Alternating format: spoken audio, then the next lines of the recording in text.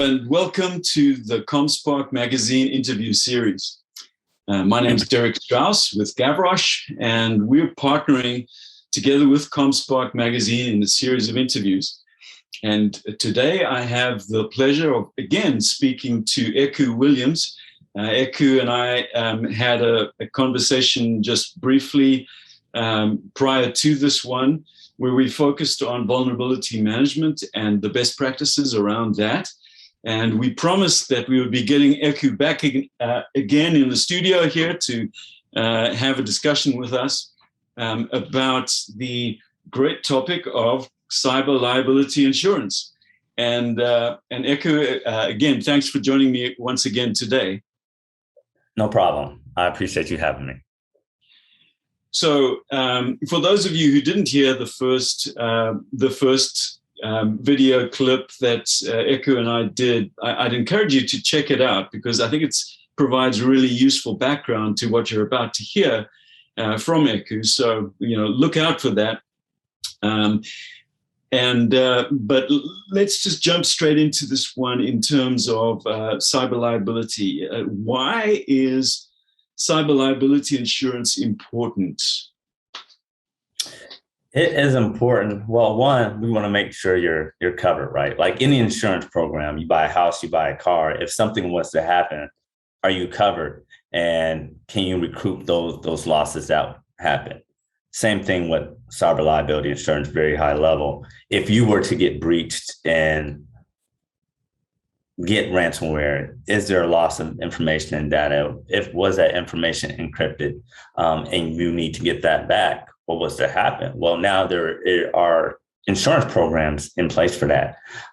Sadly, these cyber attacks are not going away. They're just increasing in frequency. They are able to lock down information in ways that organizations, they just can't recoup that information and data. So they're paying money out.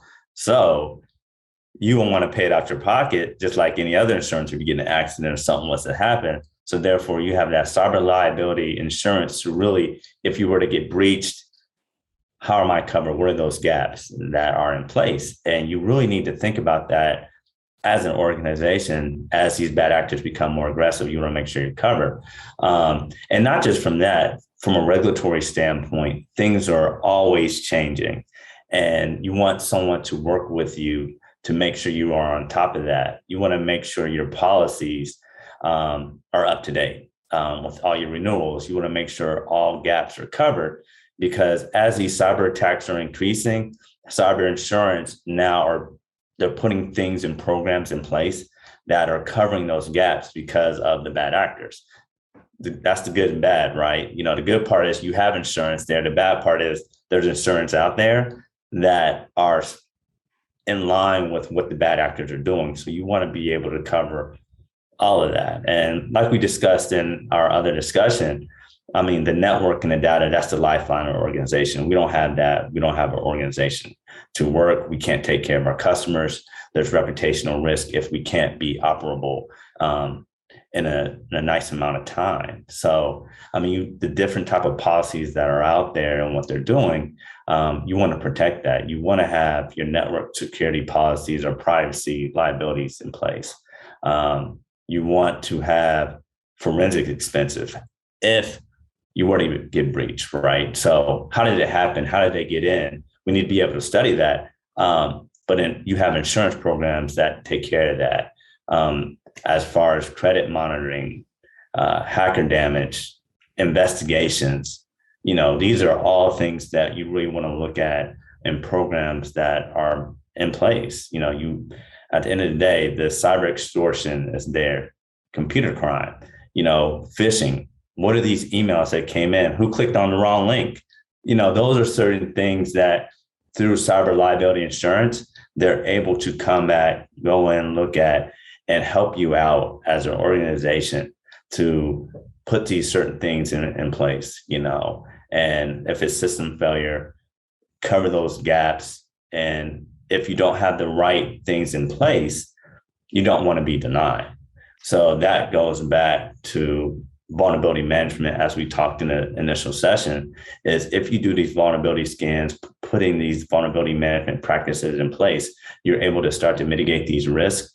Then you can work with your insurance broker to ensure that you have the right insurance program in place to make sure you're covered and not denied. And so you can keep your business afloat. Yeah. Wow. There's a lot of complexity and certainly a lot of varied, types of policies, et cetera, that one could consider. So it's certainly something that deserves, a lot of deliberate thought to figure out which policies are the right ones for a particular company based on, the vulnerability and work that was done through these different assessments, et cetera, that you've mentioned. That gives us a really good insight into the overall topic if we take into consideration our first conversation and what you've just shared with us. I'm curious in terms of, cyber sure itself. I see the logo there behind you. Tell us a little bit about how CyberSure got started. CyberSure got started as a sister company of a company called Riskversity that focused on risk management. And cybersecurity was a part of Riskversity, but it just made sense as cyber breaches, cyber attacks, and ransomware increased. It just made sense that we break out the cyber security piece and create an entity of itself. And what we do at CyberSure, we just help organizations understand and identify their exposure to cyber attacks and security breaches. What we do, our motto is we want to identify cyber exposure. We want to trust but verify the cybersecurity on your network, as well as quantify your cyber liability. Really, what is the data? How much are you potentially exposed to losing, and quantifying that information and working with a client to really eliminate and mitigate those risks that are on your network, as well as work with you to ensure you have the adequate cyber liability insurance in place. And so how we go about that is we have a plethora, myself, we have a fractional CISO service, we do incident response, but as we grew, it just really made sense of really combining all of these entities together to make an organization stronger as we consult and work with them. So what we do, we make sure you are in compliance with your cyber liability insurance. No, we use a tool that we can really bring the two together and say, if this is your risk posture, let's make sure you're in compliance with all the different type of insurance programs that are out there. Let's check these boxes off to make sure you're in place.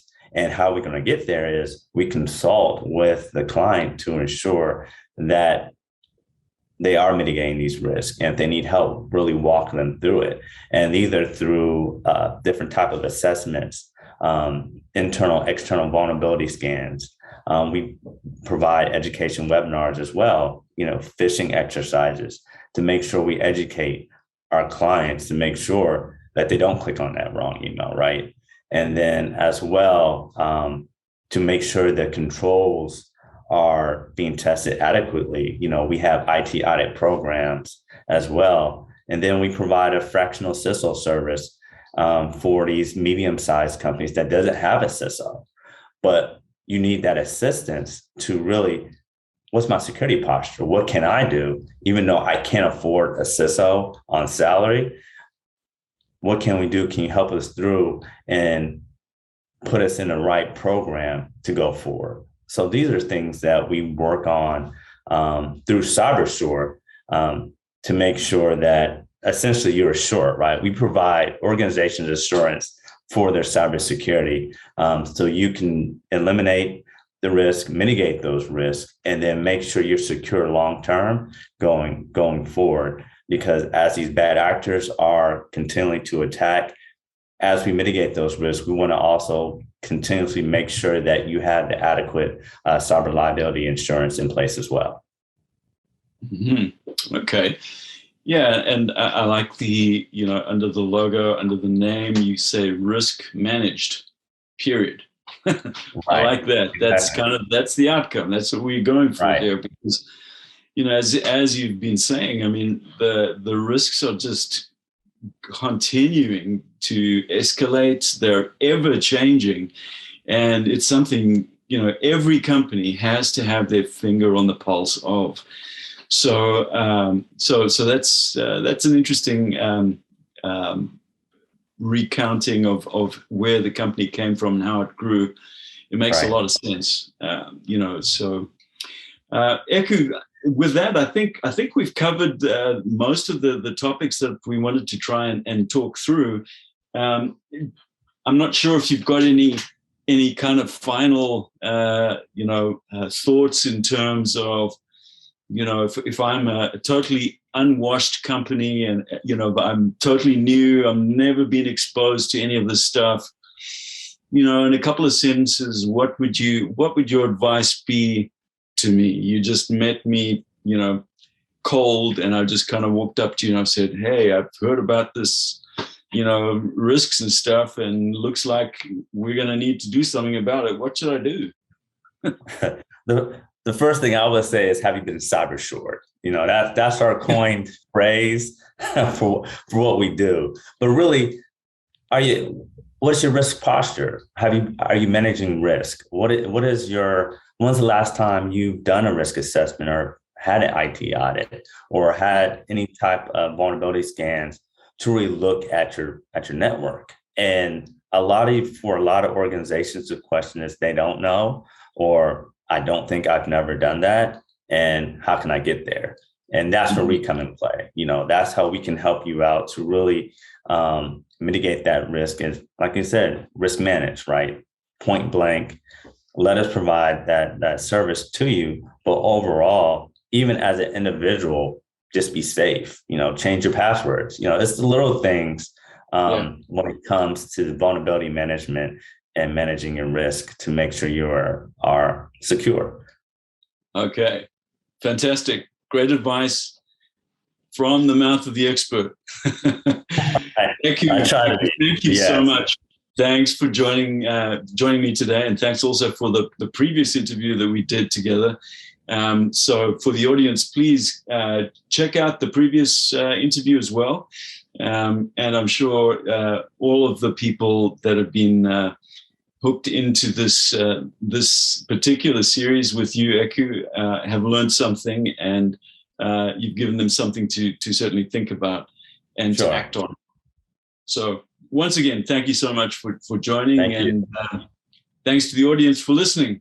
And please continue to visit comspark.tech for additional interviews.